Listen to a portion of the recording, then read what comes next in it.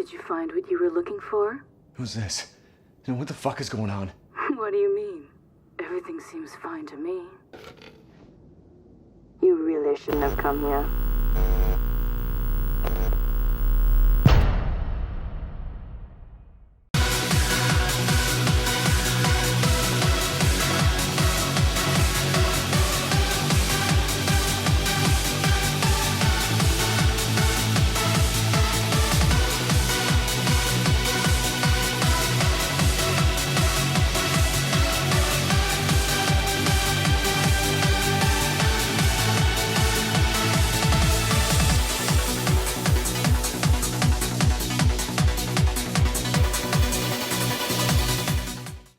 I'm still not convinced, nor will I be, ever since I cast my attention to the Volume 1 trailer entitled Mysterious Caller, that there will be just one person contacting you throughout the game.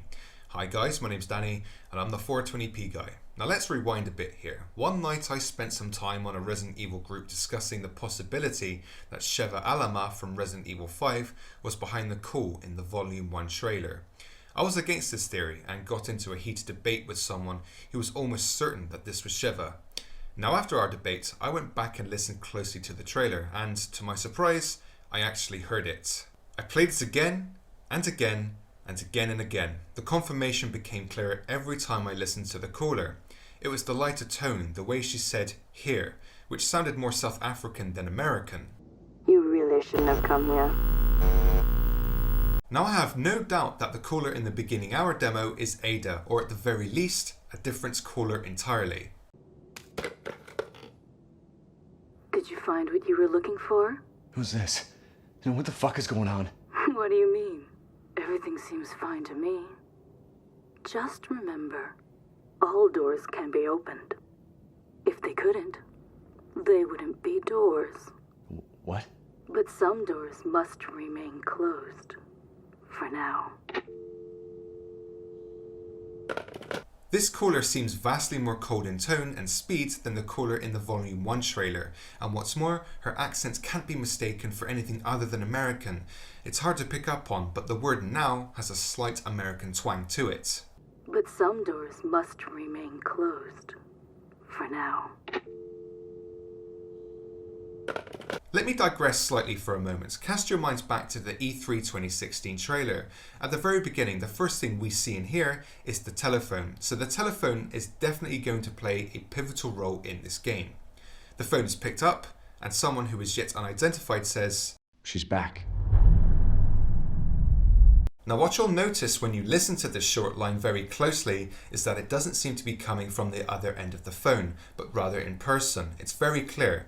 So more than likely it's the character who picked up the phone rather than the caller on the other end of the line, whoever it may be. In regards to this then, could this be Ethan who says these words? Let's compare this line from the E3 2016 trailer to what we can hear in the Baker Family Meal trailer from Tokyo Game Show 2016. Now before I play the segment, I want you all to be aware of what Ethan says in case you couldn't make it out before. He starts off by saying, "Where am I?" Then he says, "What the hell?" before being cut off by Marguerite, who says, "Rise and shine, sleepyhead, it's time for supper." And the last thing we hear him say just before Marguerite slams her hand on the table is, "Who are you people?" Let's have a listen. Where am I? What the hell? Rise and shine, sleepyhead. It's time for supper. Who are all you people? I'm convinced that the person who says, "She's back," is in fact Ethan. What this means, I'll leave it up for you to discuss. Now back onto the mysterious callers. Whether or not that's Ada on the phone in the teaser demo and Sheva in the Volume 1 trailer, I'm certain that there won't be just one caller contacting you throughout the game, but rather several, whether that be 2, 3 or 4. Now here's what I think. Throughout Resident Evil 7 Biohazard, one caller, let's float with the idea of Ada for now, will be using you as a form of experiment, much like Wesker did in Resident Evil 1, gathering up field data, all the while oblivious to this. Let's not forget that your mission, as far as we're aware, is to look for Mia, your wife. The fact that you'll find yourself amongst all manners of unspeakable horror will be great data for whoever's contacting and, dare I say, watching you. They will effectively be guiding you throughout.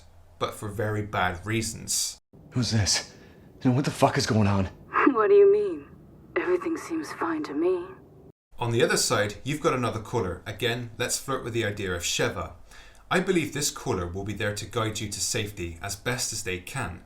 I theorise that a group of soldiers crashing down from the roof, shooting everything in sight, and then extracting you to safety isn't possibly the best way to go about rescuing you. What I believe is that they want to remain in the shadows, watching the other party closely so they can gain sufficient evidence in order to bring whoever it is down, very possibly Umbrella. So an all-out guns blazing rescue mission wouldn't really be on the cards. This is where this second caller comes in.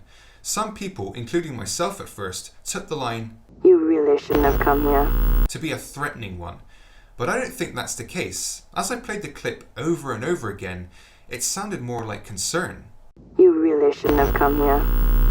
It sounded to me that the caller didn't expect your presence, thereby complicating their mission. It's from this and everything that I've discussed in this video that I'm concluding that there'll be two parties contacting you throughout. One to use you for analysis, and the other to get you out alive, possibly even to help them in any way that you can. Whatever you think about this theory video, be sure to have your say down in the comments. I'll be very interested to see what you guys think. In the meantime, I'll be back with some more Resident Evil theories as and when I can, and when it presents itself. So thank you very much for watching, guys. My name's Danny, and I'm the 420p guy. Welcome to the family, son.